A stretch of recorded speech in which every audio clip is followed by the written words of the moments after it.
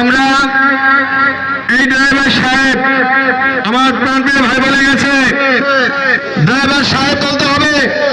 আমরা অবশ্যই নির্যাতিত মোটর শ্রমিক একতা ঐক্য সমগ্র বাংলাদেশের এই সংগঠনের মাধ্যমে ড্রাইভার সাহেব বলতে বাধ্য করবো ইনশাল্লাহ। আমরা ড্রাইভার সাহেব, আমরা সাহেব হতে চাই। এই বাংলাদেশে দুইটা সাহেব আছে। কোন কোন সাহেব? জজ সাহেব আর ড্রাইভার সাহেব। এরা সম্মানের সহিত বলতে হয়, কিন্তু আমরা এই চালকদেরকে ড্রাইভার সাহেব বলে কখন বলে জানেন? যখন এই সারেরা গাড়ি স্টার্ট করতে কয়, এই ড্রাইভার সাহেব একটু গাড়ি স্টার্ট করেন, বলে না?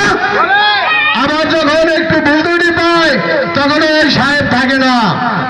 কিন্তু এই চালক এক সময় যতক্ষণে ড্রাইভার সাহেব না বলবে ততক্ষণে গাড়ি স্টার্ট করবে না। আমরা সেই জায়গায় নিয়ে যাবো ইনশাল্লাহ।